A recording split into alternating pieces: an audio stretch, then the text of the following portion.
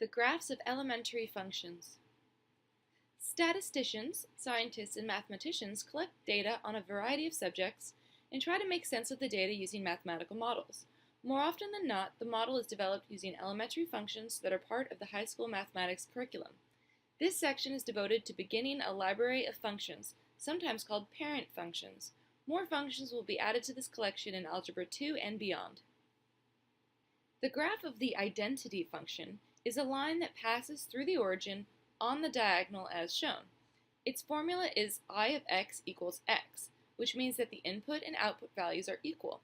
The domain and range of the identity function is the set of real numbers. Evaluate I of negative 13. Well, that's negative 13. Evaluate I of pi equals pi. Solve for x. I of x equals 18, therefore x equals 18. As you can see, if you put in 1 as your x value, you get 1 as your y value.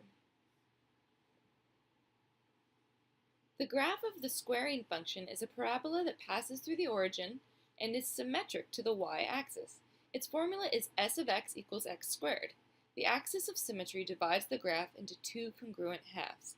The domain of the squaring function is the set of real numbers, and the range is the set of non-negative real numbers, so numbers above 0 and including 0. Evaluate s of negative 13. 169, because that's 13 squared. Evaluate s of pi. Pi squared. Solve for x. S of x equals 49. Therefore, x can equal positive or negative 7. 7 squared is 49, and negative 7 squared is also 49. The graph of the absolute value function is V-shaped. Its vertex at the origin, and it is symmetric with the y-axis. Its formula is a of x equals absolute value of x, or a of x equals the absolute value bars around the x. Like the quadratic function, the axis of symmetry divides the graph into two congruent halves. The domain of the absolute value function is the set of real numbers, and the range is the set of non-negative real numbers, so all numbers 0 and up. Evaluate a of 17. It's going to be 17. Evaluate a of negative pi. It'll be positive pi. Solve for x. A of x equals 9. Well, that could be negative 9 or positive 9.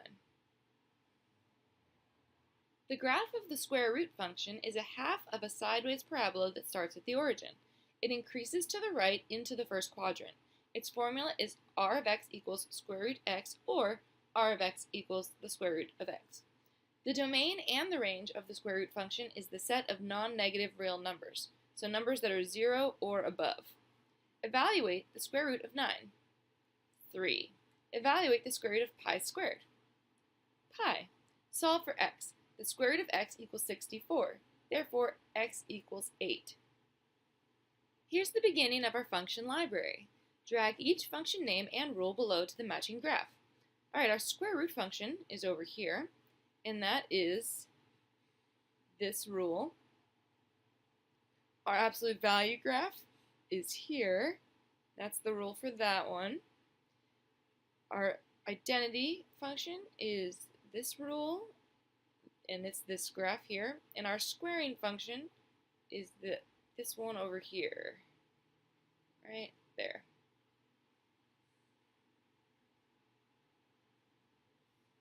The graph of a constant function is a horizontal line. Unlike the previous functions where there's only one graph, there are infinitely many horizontal lines. The formula is c of x equals k, where k is a real number. The domain of the constant function is the set of real numbers, and the range is the value of k. Move the line up and down to achieve different constant functions. Graph each of the following. C of x equals negative 2. Alright, so there's our graph. C of x equals negative 2. C of x equals 3. So we just move this line up to 3. Using graphs to solve equations. When two graphs, say f and g, intersect at a common point or points, the x and y coordinates agree.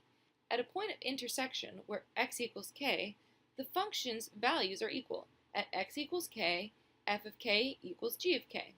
For example, solve for x. X squared equals 4. There are 2 points of intersection negative 2 comma 4 and 2 comma 4 and 2 solutions. So here we have x squared equals 4. So we have the graph of x squared and we have the graph of g of x equals 4. So s of 2 equals c of 2 and s of negative 2 equals c of negative 2. So the answer is x equals negative 2 and 2. Solving equations using graphs requires finding the x-coordinate of all points of intersection. For example, solve for x. X equals x squared. So we have the graph of x and we have the graph of x squared. There are 2 points of intersection, 0, 0 and 1, 1, and 2 solutions. So the answer is x equals 0 and 1. Solving equations using graphs requires finding the x-coordinate of all points of intersection. Solve the absolute value of x equals the square root of x. So we have the absolute value of x in red and we have the square root of x in blue. There are 2 points of intersection, 0, 0 and 1, 1, and 2 solutions, 0 and 1. Beware! Solving equations requires finding the x-coordinate of all points of intersection. It is important to recognize that there might be a point or points that are off the grid.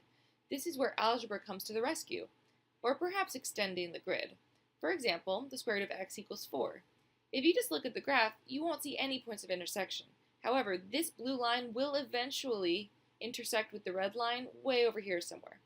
So using algebra, we can square both sides of the equation and we would find that x equals 16. So way down, so if you see it, we extended the scale here, way down at x equals 16, the graphs do finally intersect.